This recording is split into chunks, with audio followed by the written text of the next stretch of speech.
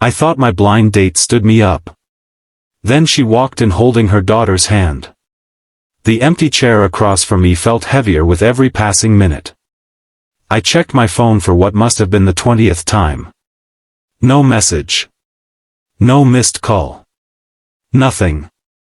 Around me, the cozy little cafe buzzed with laughter and conversations, but all I could hear was the ticking of the wall clock reminding me that my blind date was now 40 minutes late. I had almost convinced myself to leave. After all, being stood up wasn't exactly a new experience. Life had taught me to expect disappointment before hope. Still, something about this date had felt different. Maybe it was the warmth in her messages. Maybe it was the way she seemed genuinely interested in getting to know me. Or maybe I was simply tired of being alone. Before the story continues, if you believe true love can appear when you least expect it, please like this video, leave a comment, share it with someone special, and subscribe to Love Tales for more heart-touching stories. I sighed and reached for my jacket. The embarrassment was starting to settle in. I imagined the sympathetic looks from the staff who had watched me sit there alone for nearly an hour. Just as I stood up, the cafe door opened. At first, I barely looked. Then I saw her. A woman in her early 30s stepped inside, slightly out of breath. Her long brown coat was dusted with raindrops, and her face carried an expression of exhaustion mixed with determination. But what caught my attention wasn't her arrival. It was the small hand she was holding. Beside her stood a little girl, no older than 6, clutching a stuffed rabbit and looking nervously around the room. The woman spotted me immediately. For a second, neither of us moved. Then she smiled apologetically and started walking toward my table. Every assumption I had made vanished instantly. She wasn't late because she didn't care. She wasn't late because she had changed her mind. Life had simply happened. As she sat down, I noticed the tiredness in her eyes. It wasn't the kind of tiredness that came from a busy day.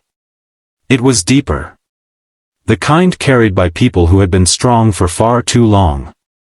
The little girl sat quietly beside her mother, hugging her rabbit. The evening wasn't what I had imagined. It was something far more real. As the minutes passed, I learned pieces of her story. She had become a single mother several years earlier after losing her husband in a tragic accident. Since then, every day had been a balancing act between work, parenting, bills, and the endless responsibilities of raising a child alone. Dating had never been a priority. Survival had. When her daughter had suddenly fallen ill that afternoon, she had nearly canceled our meeting altogether. But after her daughter felt better and insisted on coming along, she decided to take a chance. Listening to her, I felt ashamed of how quickly I had judged the situation. The little girl occasionally smiled at me, slowly becoming less shy. Before long, she was showing me drawings she had made and talking about her favorite cartoons. What surprised me most wasn't how much I liked the woman sitting across from me.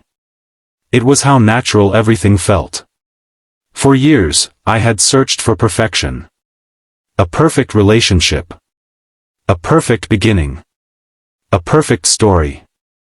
Instead, I found something beautifully imperfect. As the rain continued outside, the cafe slowly emptied. Hours seemed to pass like minutes. For the first time in a very long time, I wasn't trying to impress someone. I was simply being myself. And so was she. The little girl eventually grew sleepy and rested her head against her mother's shoulder. The sight touched something deep inside me. I saw not just a woman.